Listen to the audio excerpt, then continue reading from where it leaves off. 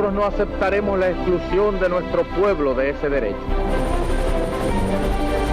Mr. Gorbachev, tear down this wall.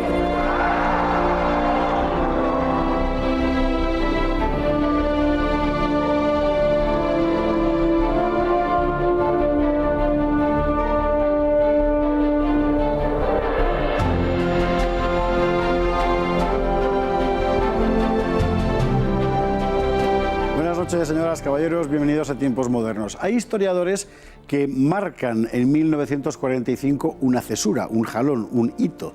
Ese jalón, ese hito es la bomba atómica, que realmente cambió, hizo que cambiáramos, por así decir, de era. Entrábamos en la era nuclear y entrábamos de la peor manera posible, con los bombardeos norteamericanos en Hiroshima y Nagasaki.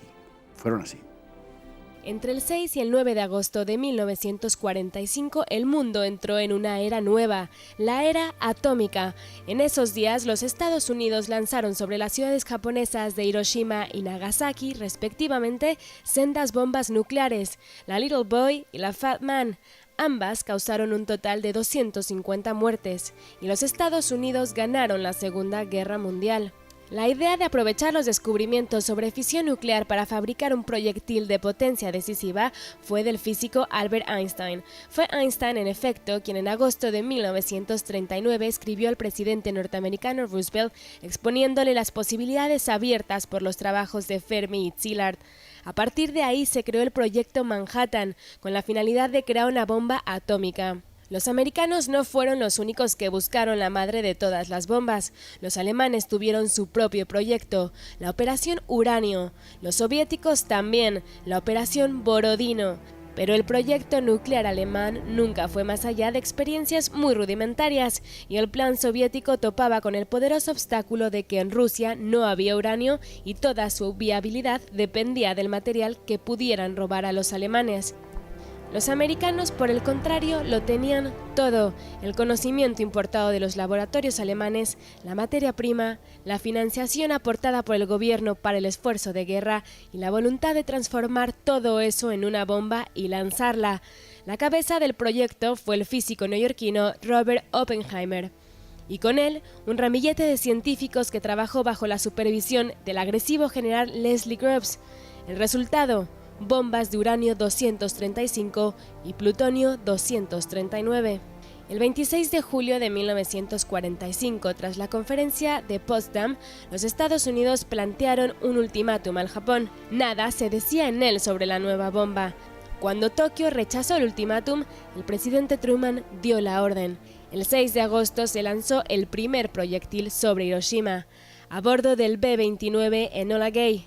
Su efecto fue devastador.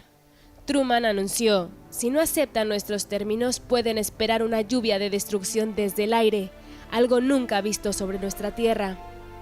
Japón comenzó a considerar las condiciones de rendición, pero aún así se lanzó la segunda bomba, el día 9, sobre Nagasaki, a bordo del B-29 Boxcar. Las bombas de Hiroshima y Nagasaki abrieron una nueva era. Por primera vez era posible causarle al enemigo una mortandad extrema con un solo proyectil. El mundo cambió de rostro y desde entonces hasta hoy. Y desde entonces hasta hoy, Fernando Paz, muy buenas noches. Fernando Muy buenas Paz, noches. excelente conocedor del Frente Pacífico de la Segunda Guerra Mundial y además de los bombardeos en el Frente Occidental y en el otro. Y la bomba atómica, que fue efectivamente la madre de todas las bombas.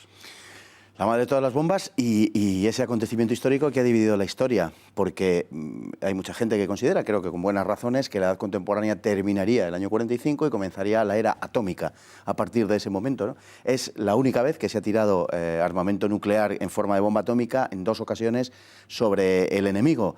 La destrucción, la devastación fue terrible, más desde luego, bueno, en términos absolutos, por supuesto, pero más en términos cualitativos que cuantitativos. Aquellas bombas, además, al lado de las de hoy, son una especie de broma. Efectivamente, dice eso Fernando Paz porque comparado con los efectos de los bombardeos con bombas convencionales sobre Hamburgo, sobre Tokio, que fue terrible, etcétera, Hiroshima y Nagasaki suman 250.000 muertos en el conjunto del año, además porque la bomba atómica mata lentamente también a mucha gente, pero cualitativamente significaba que con un solo proyectil podías acabar con un país. La idea fue de Albert Einstein. La idea fue de Einstein, efectivamente, conocedor de los trabajos sobre el asunto de Szilard y de Fermi, se lo recomendó a Roosevelt, con el cual tuvo una entrevista y, en fin, personal en agosto-septiembre de 1939.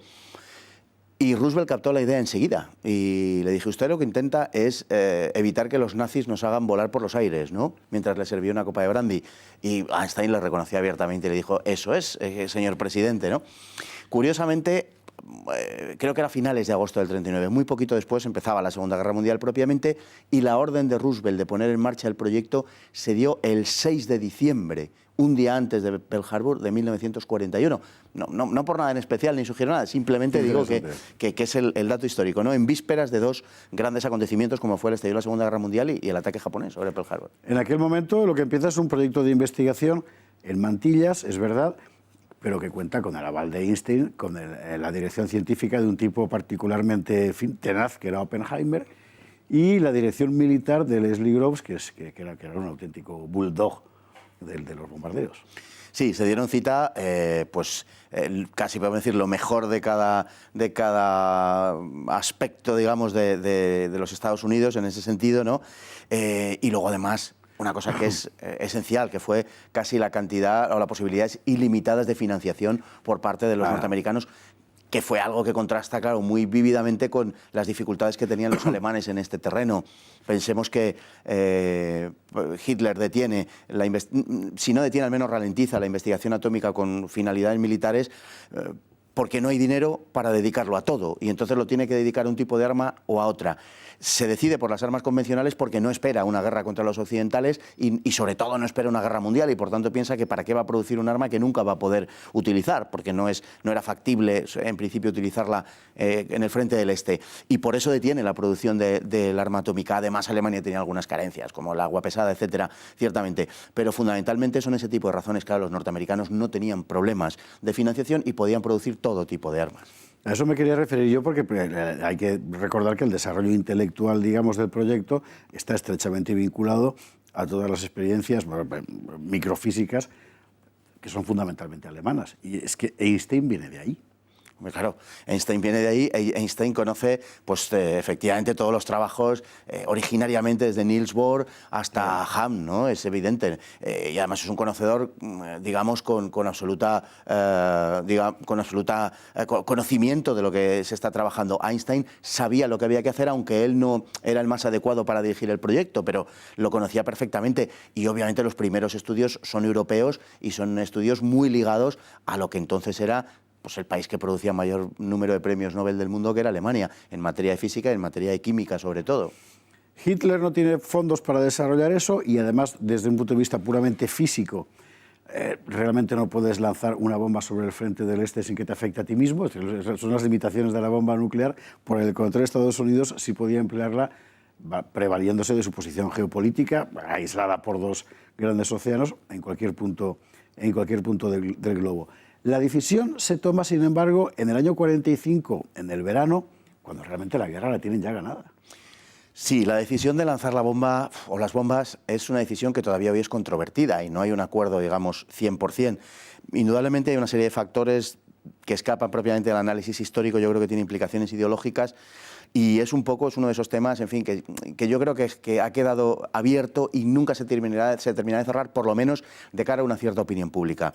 Yo creo que hay dos motivos fundamentales para el lanzamiento de la bomba. No digo que no haya más, pero uno es reducir el número de bajas, en primer lugar, y en segundo lugar, desde el punto de vista norteamericano, y en segundo lugar, que esas bajas se las causes al enemigo, que no sean propias. Obviamente, digamos que la estimación del Alto Estado Mayor americano de que perderían alrededor de 1 millón de hombres entre muertos y heridos si invadiesen las islas japonesas no es exagerada si proyectamos las cifras de lo que habían perdido en Iwo Jima y sobre todo en Okinawa. Efectivamente, que habían sido 2 carnicerías. Eso es. Entonces, pues haciendo una proyección de eso, pensaban en aquello, ¿no? Que lo que les podría convertir aquello. Por tanto, que las bajas la tengan el enemigo, eso que decía Patton, ¿no? La guerra consiste en no morir por tu patria, sino hacer que el enemigo muera por la suya. Pues de eso se trataba, ¿no? Y por otro lado, hay una dimensión política inevitable.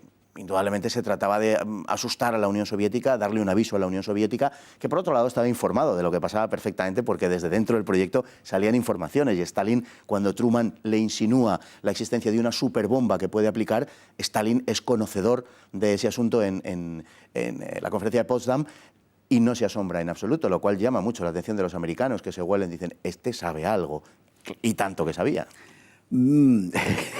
Es verdad. Pocos meses antes ha sido el bombardeo brutal de Tokio, que demostró que las defensas antiaéreas japonesas estaban reducidas prácticamente. Y se escoge ahora como objetivo dos ciudades realmente de una importancia muy secundaria, ¿no? Hiroshima y Nagasaki.